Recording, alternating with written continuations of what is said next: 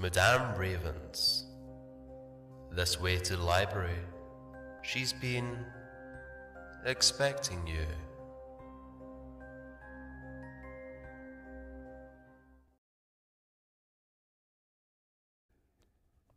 First Hate by Algernon Blackwood and Wilfred Wilson.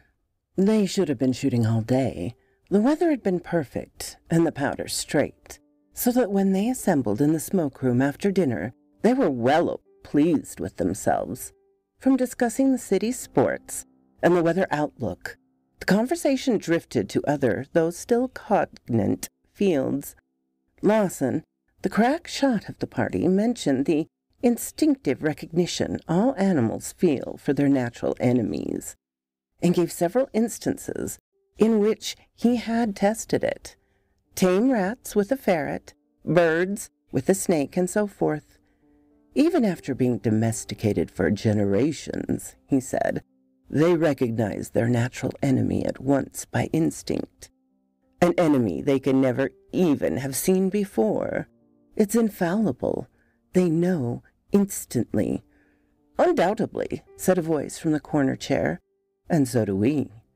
The speaker was Erickson, their host, a great hunter before the Lord. Generally uncommunicative, but a good listener, leaving the talk to others.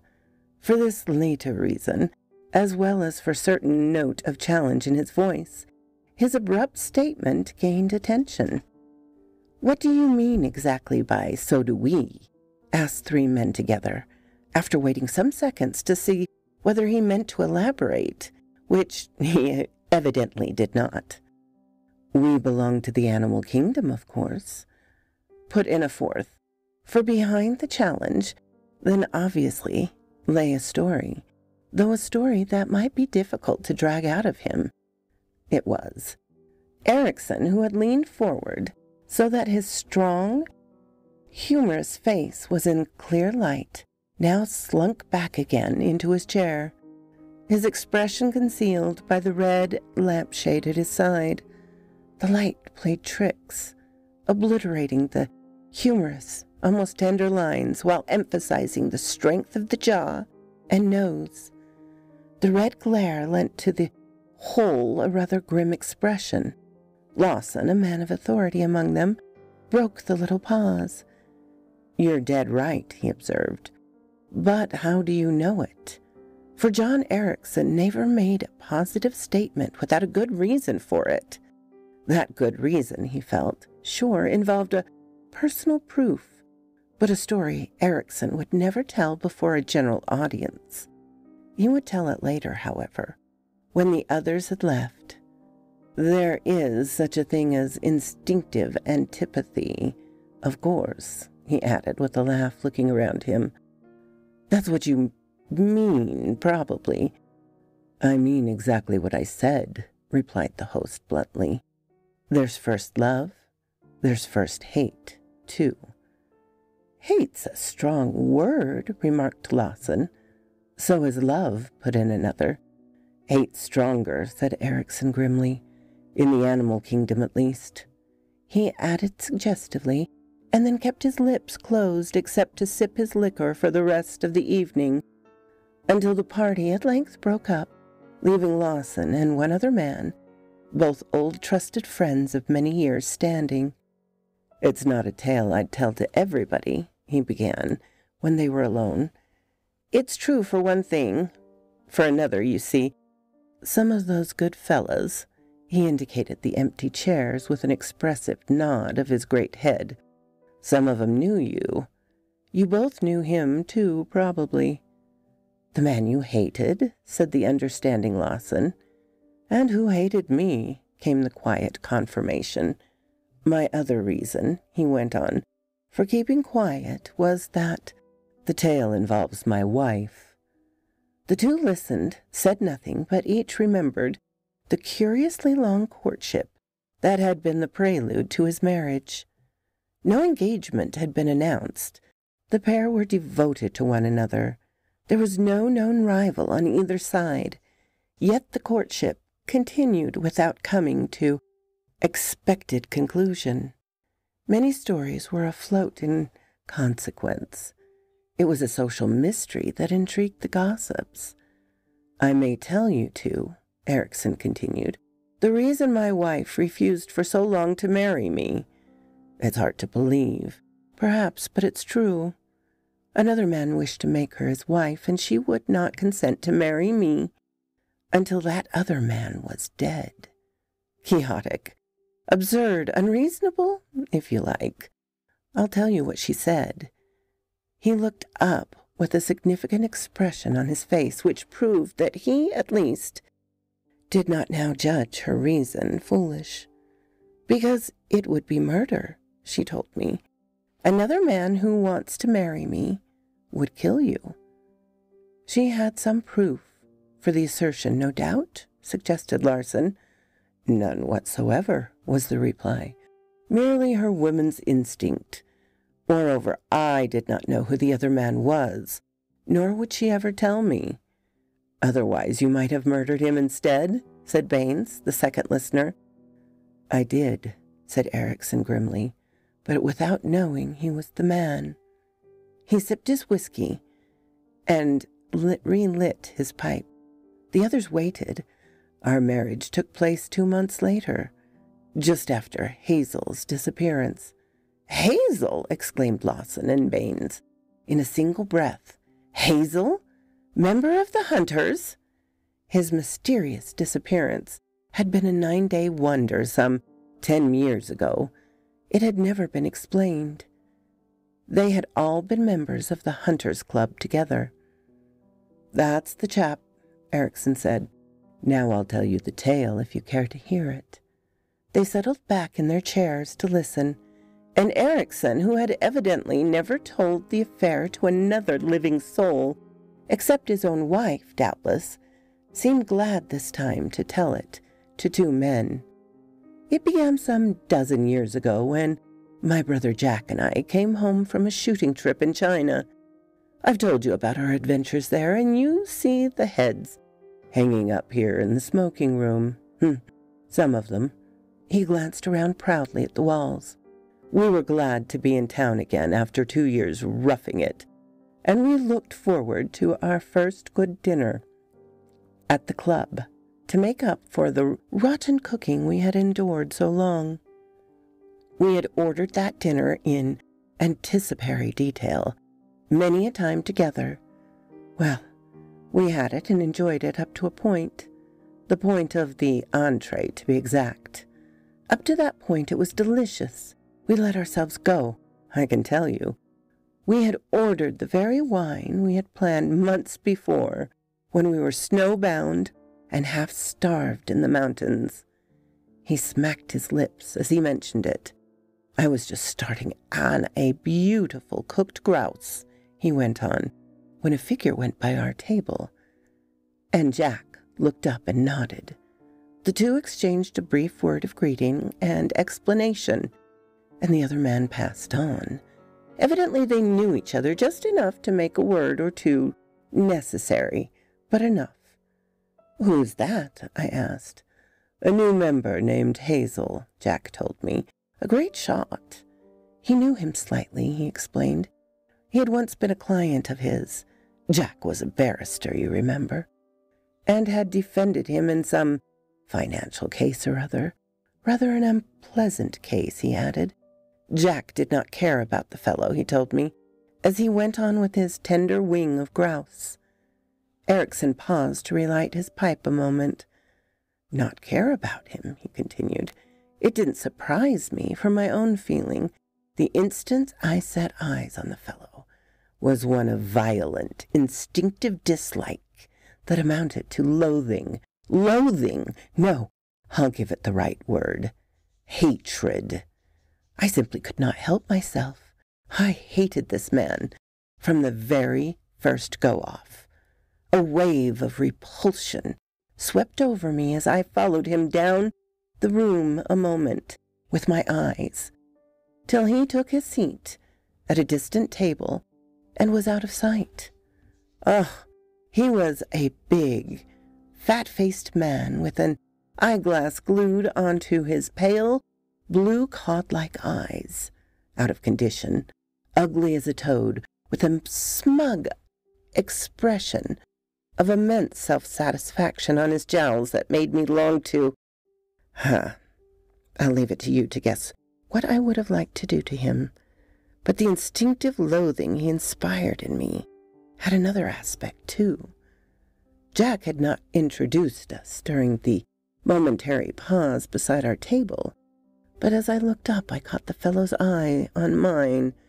He was glaring at me instead of at Jack, to whom he was talking, with an expression of malignant dislike, a keen, evidently as my own. The other aspect, I meant. He hated me as violently as I hated him. We were instinctive enemies, just as the rat and ferret are instinctive enemies. Each recognized a mortal foe. It was a case, I swear it, of whoever got first chance. "Bad as that!" exclaimed Baines. "I knew him by sight. He wasn't pretty, I'll admit." "I knew him to nod to," Lawson mentioned. "I've never heard of anything particular against him." He shrugged his shoulders. Erickson went on. "It was not his character or qualities I hated," he said. "I didn't even know them. That was the whole point. There was no reason you fellows should have disliked him. My hatred, our mutual hatred, was instinctive as first love. A man knows his natural mate. Also, he knows his natural enemy. I did at any rate, both with him and with my wife. Given the chance, Hazel would have done me in, just as surely, given the chance, I would have done him in. No blame to either of us. What's more, in my opinion, I felt dislike, but never hatred like that," Baines mentioned. "I came across it in a book once, though. The writer did not mention the instinctive fear of the human animal for its natural enemy, or anything of that sort. He thought it was a continuance of a bitter feud begun in an earlier existence. He called it memory." "Possibly," said Erickson briefly. "My mind is not speculative, but I'm glad you spoke of fear. I left that out. The truth is, I feared the fellow, too, in a way, and had we ever met face to face in some wild country, without witnesses, I should have felt justified in drawing on him at sight, and he would have felt the same. Murder, if you like. I shall call it self-defense.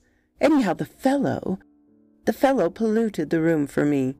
He spoilt the enjoyment of that dinner we had ordered months before in China. But you saw him again, of course, later?" "Lots of times. Not that night, because we went on to the theater, but in the club we were always running across one another. In the houses of friends, at lunch or dinner, at race meetings, all over the place, in fact. I even had some trouble to avoid being introduced to him. And every time we met, our eyes betrayed us. He felt in his heart what I felt in mine. He was loathsome to me as leprosy, and it is dangerous. Odd, isn't it? The most intense feeling except love I've ever known. I remember," he laughed gruffly, "I used to feel quite sorry for him. If he felt what I felt, and I'm convinced he did, he must have suffered. His one object, to get me out of the way for good, was so impossible. Then fate played a hand in the game. I'll tell you how. My brother died a year or two later, and I went abroad to try and forget it. I went salmon fishing in Canada, but though the sport was good, it was not like the old times with Jack. The camp never felt the same without him. I missed him badly, but I forgot Hazel for the time. Hating did not seem worthwhile somehow. When the best of the fishing was over on the Atlantic side, I took a run back to Vancouver and fished there for a bit. I went up to Campbell River, which was not so crowded then as it is now, and had then some rattling sport Then I grew tired of the rod and decided to go after Wapiti for a change. I came back to Victoria and learned what I could about the best places, and decided finally to go up to the west coast of the island. By luck, I happened to pick up a good guide who was in the town at the moment on business, and we started off together in one of the little Canadian Pacific Railway boats that ply along the coast. Outfitting 2 days later, at a small place the steamer stopped at, the guide said we needed another man to help pack our kit over the portage, and so forth. But the only fellow available was a Siwash of whom he disapproved. My guide would not have him at any price. He was lazy, a drunkard, a liar, and even worse, on the one occasion he came back without sportsmen. He'd taken up to the country on a shooting trip, and his story was not convincing, to say the least. These disappearances are always awkward, of course, as you both know. We prefer anyhow to go without the Siwash, and off we started. At first our luck was bad. I had many wapiti, but no good heads. Only after a fortnight's hunting did I manage to get a decent head, though even that was not as good as I should have liked. How many elk were they shooting? Eesh, that's terrible. Anyway, we were then near the headwater of a little river that ran down into the inlet. Heavy rains had made the river rise. Running downstream was a risky job, with the old log jams shifting and new ones forming, and after many narrow escapes, we upset one afternoon and had the misfortune to lose a lot of our kit. Amongst it, most of our cartridges. We could only muster a few between us. The guide had a dozen, I had 2, just enough, we considered, to take us out all right. Still, it was an infernal nuisance. We camped at once to dry out our soaked things in front of a big fire, and while this laundry work was going on, the guide suggested my filling in the time by taking a look at the next little valley, which ran parallel to ours. He had seen some good heads over there a few weeks ago. Possibly I might come upon the herd. I started at once, taking my 2 cartridges with me. It was a devil of a job getting over the divide, for it was a badly bushed-up place, and where there were no bushes, there were boulders and fallen trees, and the going was slow and tiring. Watch out for boulder fields. But I got across at least and came out upon another stream at the bottom of the new valley. Signs of wapiti were plentiful, though I never came up with a single beast all afternoon. Black-tailed deer were everywhere, but the wapiti remained invisible. Providence, or whatever you'd like to call that, which there was no escape in our lives, made me save my 2 cartridges. Erickson stopped a minute then. It was not to light his pipe or to sip his whiskey, nor was it because the remainder of the story failed in the recollection of any vivid detail. He paused a moment to think. "Tell us the lot," pleaded Lawson. "Don't leave out anything." Erickson looked up. His friend's remark had helped him make up his mind, apparently. He had listened about something or other, but the hesitation passed. He glanced at both his listeners. "Right," he said. "I'll tell you everything. I'm not imaginative, as you know, and my amount of superstition, should I judge, is microscopic." He took a longer breath, then lowered his voice a trifle. "Anyhow," he went on, "it's true, so I don't see why I should feel shy about admitting it. But as I stood there in that lonely valley, where only the noises of wind and water were audible, and no human being except my guide some miles away was within reach, a curious feeling came over me. I find difficult to describe. I felt—" Obviously he made an effort to get the word out. "I felt creepy." "You?" muttered Lawson with an incredulous smile. "You creepy?" he repeated under his breath. I felt creepy and afraid. I think the word is creeped out in modern vocab. Continued the other with conviction. I had the sensation of being seen by someone, as if someone, was watching me. It was so unlikely that anyone was near me in that God-forsaken bit of wilderness that I simply couldn't believe it at first. But the feeling persisted. I felt absolutely positive somebody was not far away, among the red maples, behind a boulder, across the little stream, perhaps somewhere at any rate, so near that I was plainly visible to him. It was not an animal, it was human. Also, it was hostile. I was in danger. You may laugh, both of you, but I assure you the feeling was so positive that I crouched down instinctively to hide myself behind a rock. My first thought, that the guide had followed me for some reason or other, I at once discarded. It was not the guide. It was an enemy. No, I thought of no one in particular. No name, no face occurred to me. Merely that an enemy was on my trail, that he saw me, and I did not see him, and that he was near enough to me to take instant action. This deep, instinctive feeling of danger, of fear, of anything you'd like to call it, was simply overwhelming. Another curious detail I must also mention. About a half an hour before, having given up all hope of seeing Wapiti, I had decided to kill a black-tailed deer for meat. A good shot offered itself, not 30 yards away. I aimed, but just as I was going to pull the trigger, a queer emotion touched me and I lowered the rifle. It was exactly as though a voice said, "Don't." I heard no voice, mind you, but it was an emotion only, a feeling, a sudden, inexplicable change of mind, a warning, if you like. I didn't fire anyhow, but now as I crouched behind the rock, I remembered this curious little incident, and I was glad I had not used up my last 2 cartridges. More than that I cannot tell you. Things of that kind are new to me. They're difficult enough to tell, let alone explain, but they were real. I crouched there, wondering what on earth was happening to me, and feeling a little bit of a fool, if you want to know, when suddenly, over the top of the boulder, I saw something move. It was a man's hat. I peered cautiously, some 60 yards away.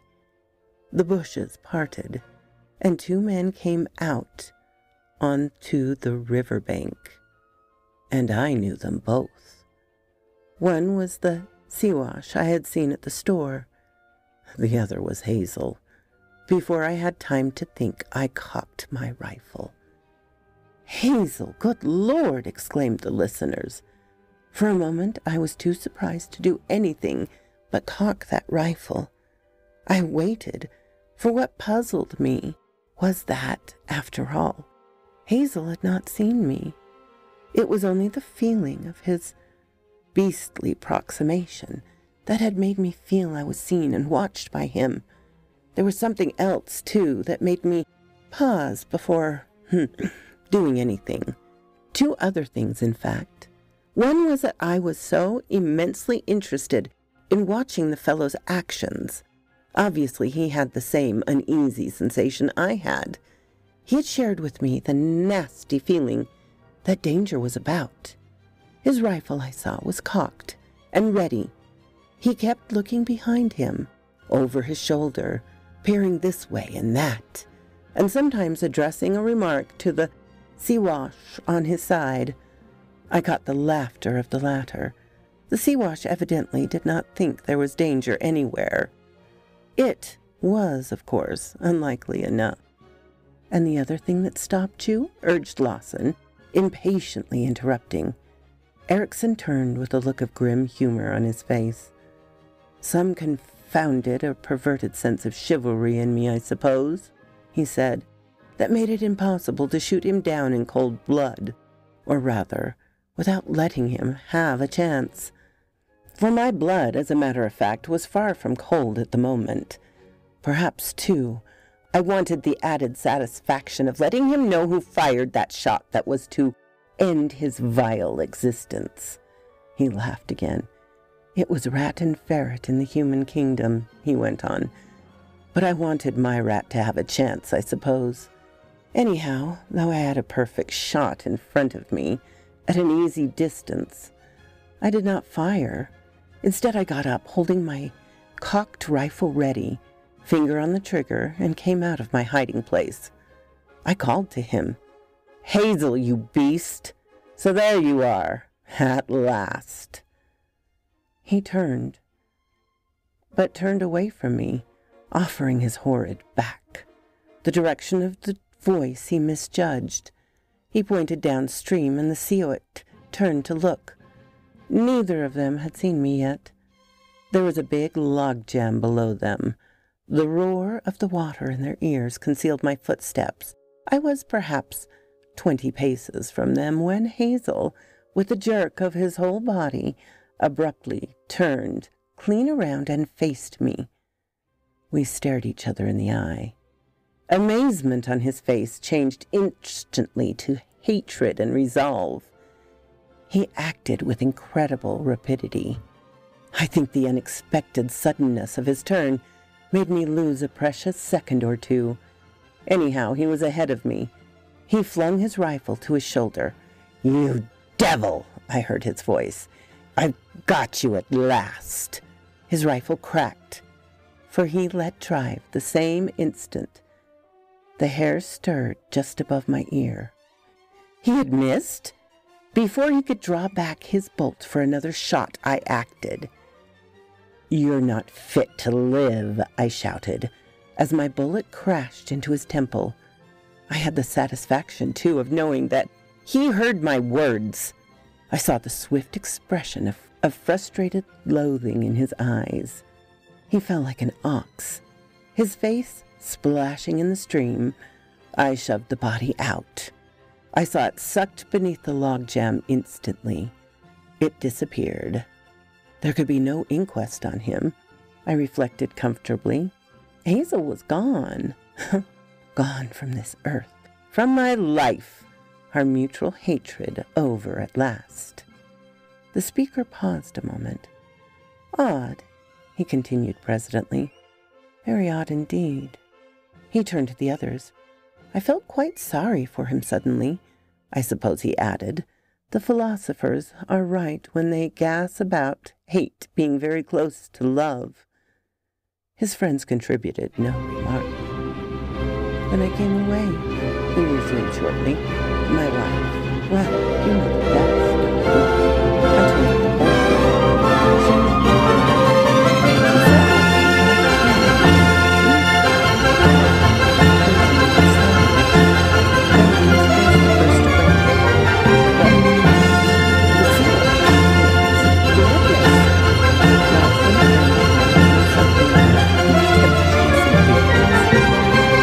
I told her the whole thing.